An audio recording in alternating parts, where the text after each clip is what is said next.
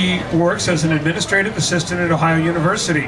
Her work has been published in The Blotter and the Anniston Poetry Review.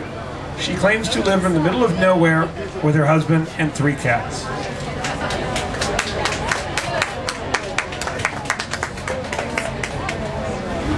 It's called To Grandmother's House We Go, and actually starts off with a quote from an article called Difficult and Otherwise, new work by Rufo, Young, and Alshire, kind of commenting on other folks' poetry. It says, many contemporary poets and most contemporary theorists respond that if one's idea is to get it, then one is not getting it.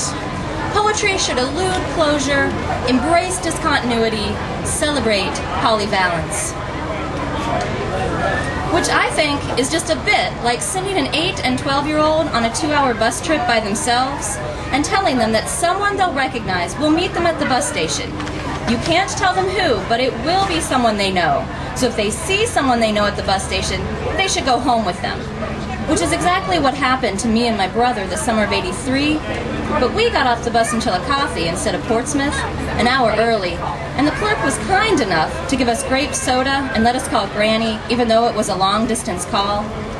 While we waited for my cousin Dewey to come pick us up, my brother imitated Bozo the Clown to keep me from crying, because I was in a strange place, with no one I recognized but him. And I had run out of grape soda, and I was too afraid to ask for another one, since the first one had been free, but maybe she'd make me pay for the next one, and I didn't have any money.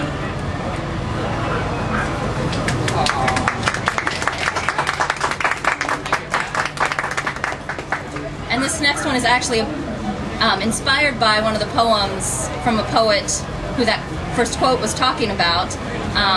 Mary Rufo has a poem called Merengue, and the big thing to know about it is that it's mainly just a list of questions about what could you do with your life, and then at the end she asks, what book will you be reading when you die? If it's a good one, you won't get to finish. If it's a bad one, what a shame. So this is what I think, if Mary Rufo had been a child of the 80s, what she would have come up with. It's called Frogger.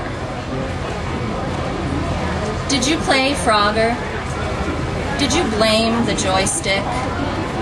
Did you wait so long for the right moment to jump that all the holes had alligators? Did you get so excited that you hopped onto the white truck, becoming just a green X on the pixelated tarmac? Did it scare you that the cars moved so fast once you got to level 2? Did you keep waiting for the coast to be clear? Did time run out while you were still waiting? What game will you be playing when you die? If it's a good one, you won't get a bonus round. If it's a bad one, what a shame.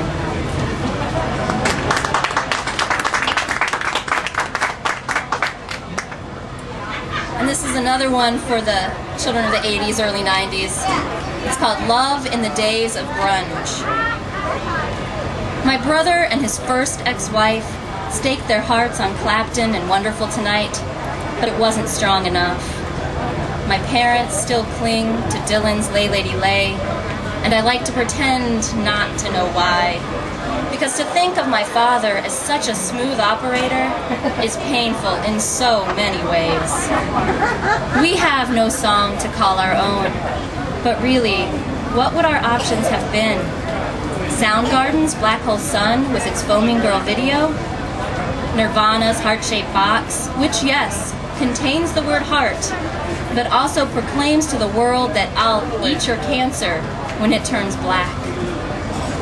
It could have been King's Missile and Sex With You, which takes the same notion as Lay Lady Lay, but without pretense that there is romance hidden somewhere in the chords of a guitar and the mumblings of wanting.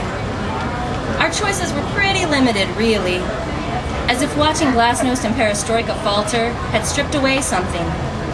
As if seeing the Red Menace signing treaties with our smiling president shattered our long-held fantasies that we too could have a Red Dawn Rocky IV Hope the Russians Love Their Children Too moment.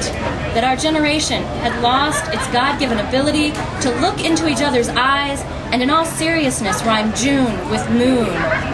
And Eddie Vedder's gravelly voice lamenting, can't find a better man, was all that we were left with.